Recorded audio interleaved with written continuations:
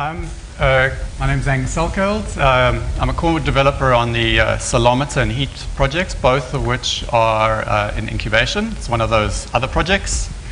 And yeah, so Solometer is basically providing support for billing. So billing has never been a part of OpenStack, and it was not its primary problem, and it can be a bit difficult to sort out.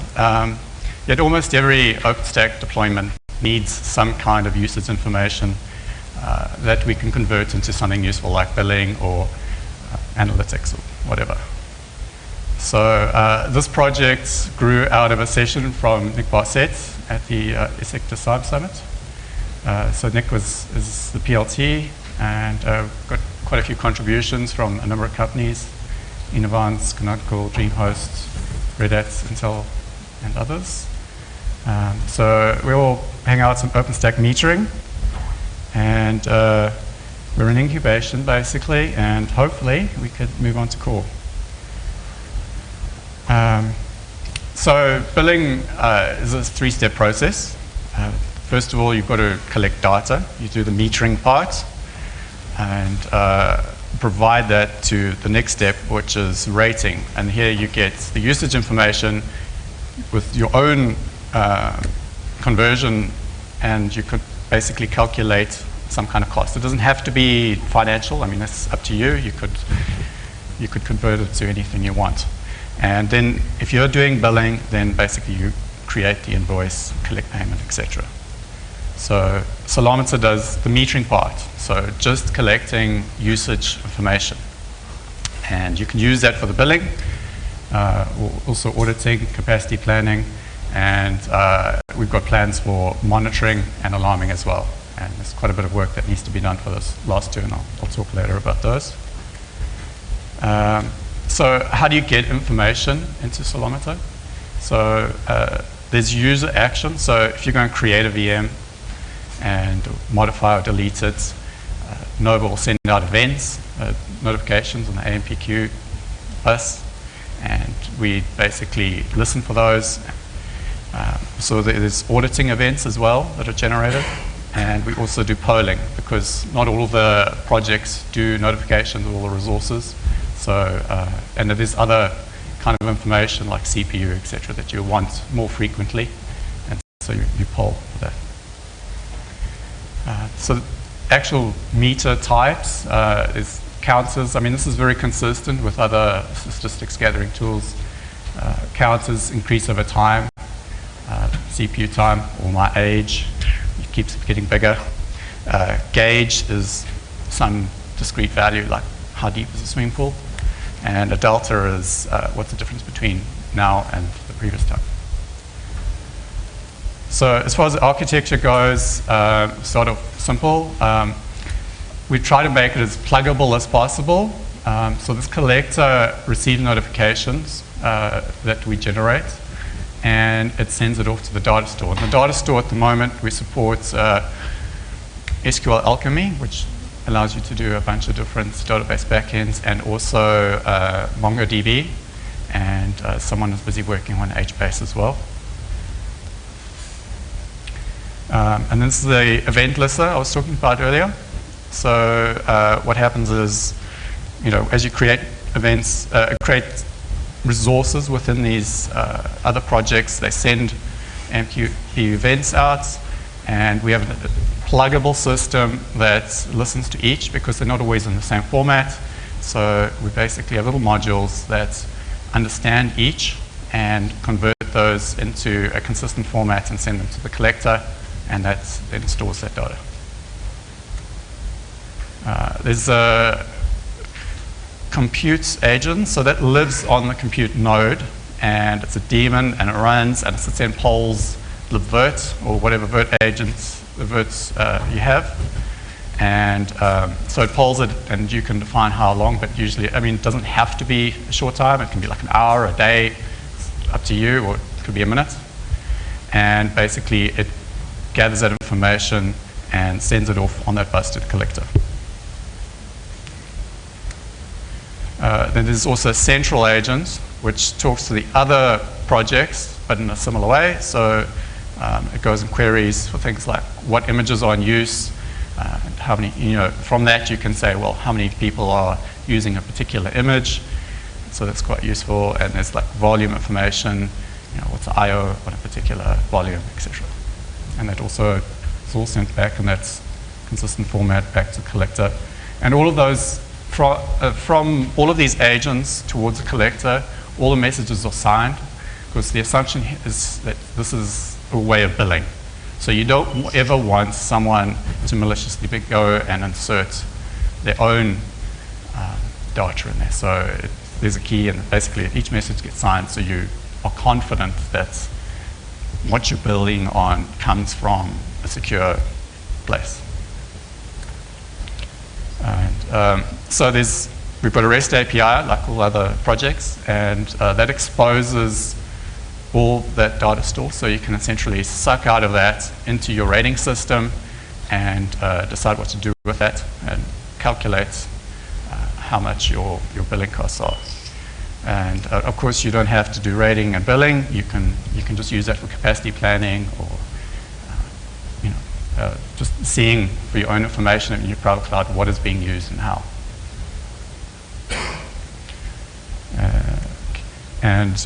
So we have a plugin in development. I think it is either partially done or fully done.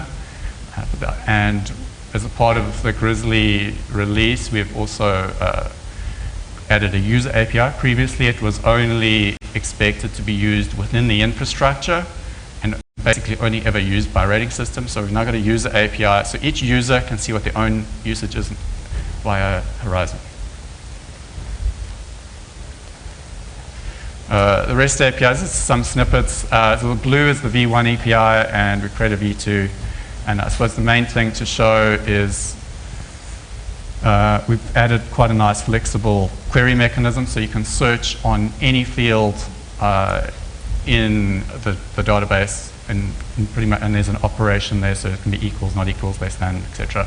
So you can then query all the way into metadata as well. So if you want to do queries like show me how many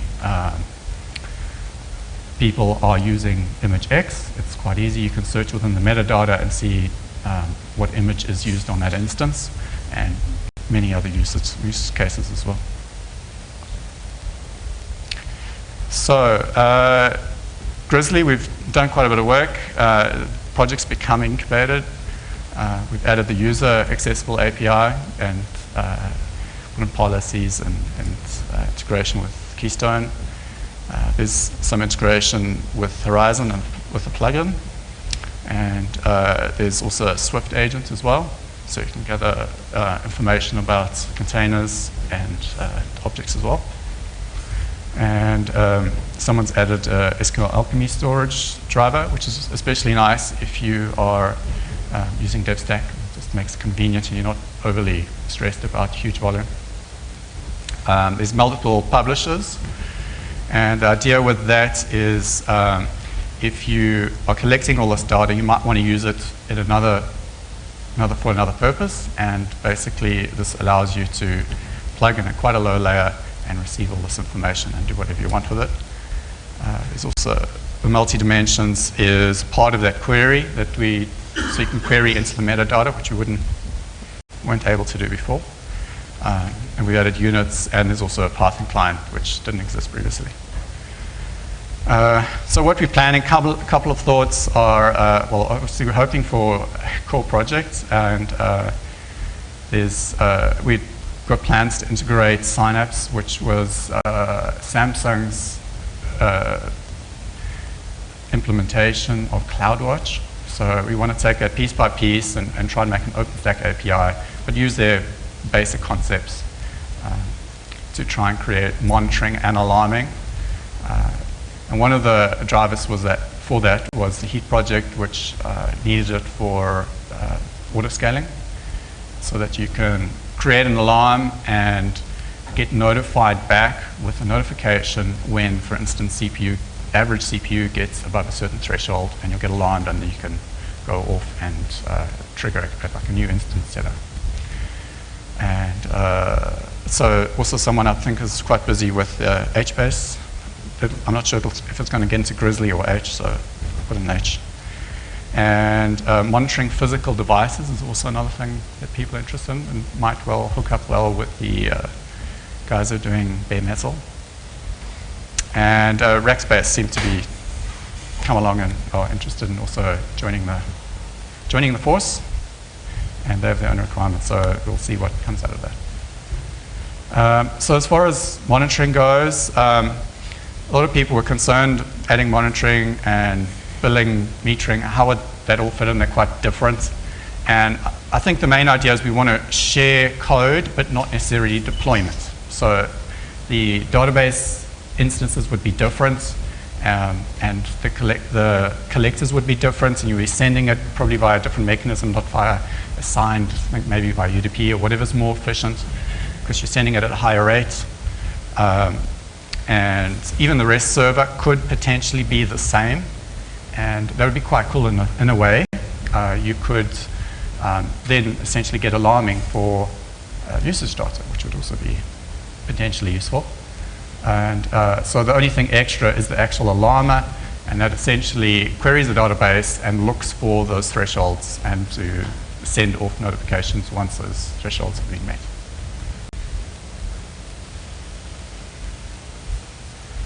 So any questions? So there's a bunch of links, and at the bottom I'm also giving a talk on Friday about Heat, which is another one of the incubator projects, and we can see some cats.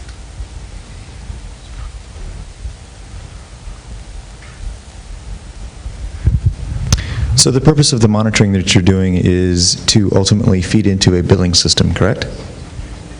So the monitoring system is basically, it's feature-wise similar to CloudWatch. Okay, so it's user monitoring. So your cloud infrastructure would provide an API where a user could come along and say, I want to create an alarm on my instance if the following conditions match, and get a notification back.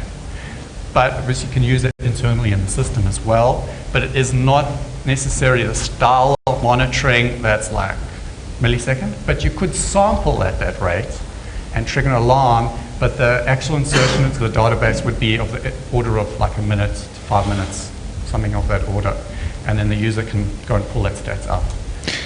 I guess my ultimate question is then, are you able to do any sorts of auditing or replayability of the data that you have, the usage information you collect? Sorry, so okay. So you collect in metric X, and then 3 weeks later I say, no, actually it was 42, not 40, or whatever. Can you verify that, or is that only real-time information there for the minute? What use case are you solving here? Can you verify it? I mean, well, basically at the point of inserting that message signature is checked, so you know that it comes from a valid place. But if you know for a fact that somehow it was generated incorrectly, and say part of your system went down, and actually there were instances that kept going, and maybe it said that these instances got deleted and there's like this dead spot, and you want to go back retrospectively, you're going to have to basically edit your database, and adjust that back, backfill that database in some way.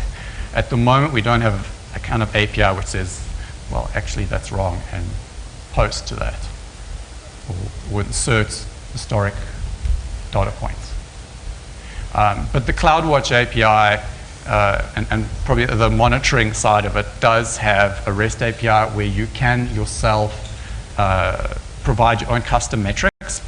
So if you're inside a VM and you're just a user, and you can essentially, if you've got like this really interesting app and you want to monitor it, you can, and you can insert that. You can basically do posts to the API, monitoring API, and insert data points. Obviously there's authentication, and you need a key in order to do that, but you can.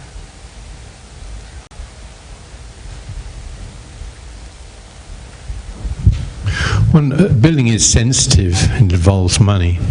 The problem with getting it, the problem is getting it right, or perhaps more importantly, getting it consistent so the customer sees exactly what you're charging them. Is Ceilometer designed in that way, so that Yeah. there's exactly one source of data, and that what people are going to see through Yeah, well, definitely, I mean, it is designed up front. The initial use case was for billing. That was its exact first use case. So, as I said, all the messages that are received are signed, and so no one can meddle with it. And we can horizontally scale, but we use a message bus, and basically a message gets pulled off, and then it's not available for others to consume. So only one message will get to the database eventually. So you won't have two messages saying, doubling up your usage for some reason. I bet there'll be a lot of research into how to compromise it and change my bill so that it's credit now.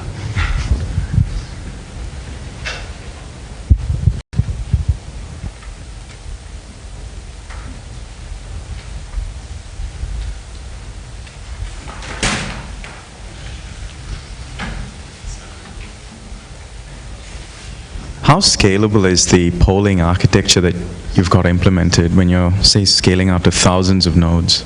So, the compute agent actually lives on the compute node. So basically, there's one of those for each compute node.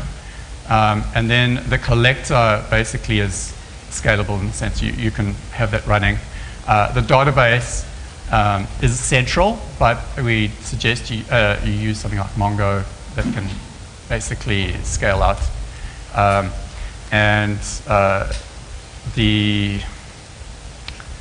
was I going to say?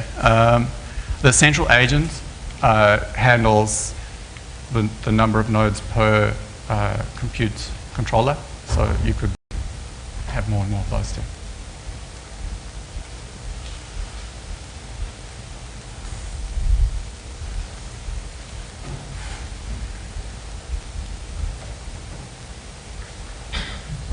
You mentioned Mongo and some other sort of places where you can store the billing data.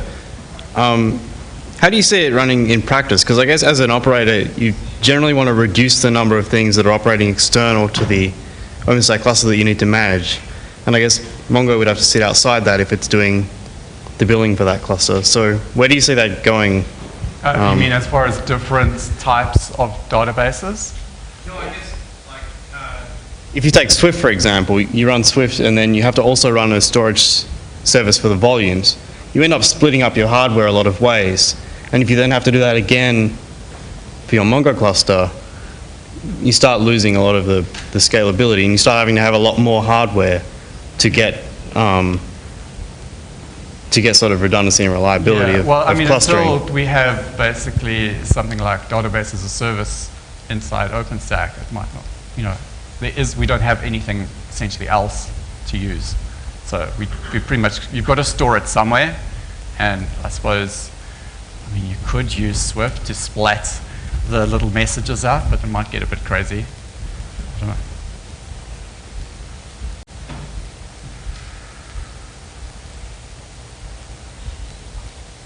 We're good?